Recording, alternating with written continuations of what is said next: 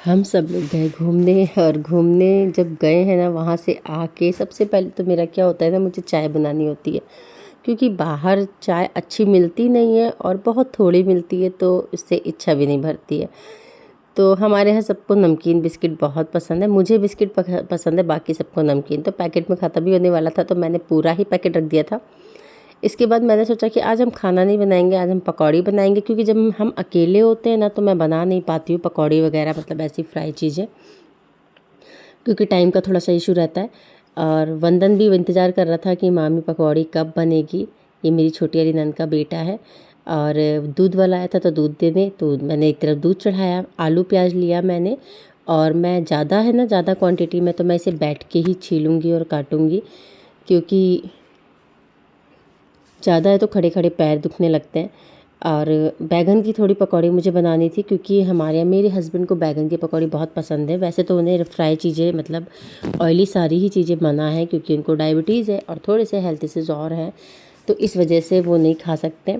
पर थोड़ी बहुत एक दो तो ट्राई करेंगे, क्योंकि बैंगन की पकौड़ी उनकी फेवरेट पकौड़ियों में से है। तो मैंने सोचा थोड़ी सी बैंगन की भी बना लूँगी और बाकी आलू प्याज के बच्चों के लिए। तो सब बच्चों को भी पकौड़ी का ही इंतज़ार था, क्योंकि चटर पटर चीज़ें बच्चों को ही अच्छी लगती हैं और उन्हीं की एज में ये चीज़ें खाई भी जाती हैं। धीरे धीरे इन चीज़ों से इच्छा हटने लगती है। तो अब सब बैठे हैं, गप्पे मार रहे हैं। जब सब होते हैं ना हमारे यहाँ, तो बहुत अच्छा लगता है, मतलब बहुत ही अच्छा समझ लीजिए आप। क्योंकि जब मेरी पूरी ही जो ससुराल की तरफ की फैमिली है ना, बहुत अच्छी है। मतलब ऐसे ससुराल वाले मुझे लगता है 100 में कहीं 10 ही लोगों को मिलते होंगे। ज़्यादातर तो मैंने ससुराल वालों की बुराइयाँ ही सुनी हैं, पर हमारे यहाँ ऐसा कुछ नहीं है। और मुझे अकेले काम भी नहीं करना पड़ता है, सब साथ में लग के करवा लेती है, बल्कि मुझसे ज़्यादा तो मेरी बड़ी वाली दीदी करती हैं। अब इधर मैंने बेसन छान लिया है, इसमें मैं डालूँगी थोड़ी सी लाल मिर्च, हल्दी, धनिया, नमक, हींग। और ये सारे मसाले डालने के बाद, सब्जी मसाला छोड़ के आपको सारे मसाले डाल देने हैं। इसके बाद हम इसे पानी में थोड़ा सा गाढ़ा सा बैटर लगा लेंगे। गाढ़ा बैटर इसलिए लगाना है क्योंकि हमने जो आलू प्याज धुल के रखा है ना, उसमें भी थोड़ा सा पानी रिलीज़ होता है। इस वजह से आपको ना थोड़ा सा थिक लगाना है, जिससे बाद में ना अगर उसका पानी भी इसमें आए तो ये बैटर हमारा गीला ना हो। तो मैंने गाढ़ा गाढ़ा ही इसको अच्छे से घोल बना लिया है। और अब मैं आलू और प्याज का बैटर और हरी मिर्च इसमें डाल दूँगी और अब इसे मिक्स करूँगी। मिक्स करने के बाद मुझे लगा जैसे थोड़ा सा ज़्यादा पतला हो गया था, क्योंकि पानी तो रिलीज़ होता ही होता है प्याज में से। तो मैंने थोड़ा सा इसमें सूखा बेसन और डाला और फिर से अच्छे से मिक्स किया। तो अभी हमारा बैटर लग चुका है और अब हम कढ़ाई में डालेंगे मस्टर्ड ऑयल। आपको जिस भी ऑयल में पसंद हो आप उस ऑयल में बनाइए। अच्छा, हमारे यहाँ पकौड़ी कचौड़ी तो मस्टर्ड ऑयल में ही बनती है, बाकी कोई चीज़ें होंगी ना वो हमारे यहाँ रिफाइंड ऑयल में बनती है। तो मैंने मस्टर्ड ऑयल में अच्छे से जब धुआंधार गर्म हो जाए ना, फिर आपको पकौड़ियाँ डाल देनी है और मीडियम टू हाई फ्लेम रखना है। धनिया मैंने नहीं डाली थी, तो दीदी ने कहा मैं काट के डाल देती हूँ। तो दीदी इसमें डालने लगी धनिया। और एक साइड दीदी बना रही थी खिचड़ी, क्योंकि दीदी के बड़े वाले बेटे का थोड़ा पेट नहीं सही था, और इनके लिए, मतलब इन दो लोगों के लिए खिचड़ी बन रही थी। तो वही वो दीदी छौंक रही थी एक साइड में, और इधर हमारी पकौड़ियाँ बनने लगी। तो आधे लोग पकौड़ी खाएंगे, कुछ लोग खिचड़ी खाएंगे, थोड़ी बहुत पकौड़ी, लेकिन तब भी सब लोग टेस्ट करेंगे। तो ये पहला घान मेरा निकल आया है, अब मैं नेक्स्ट डालूँगी।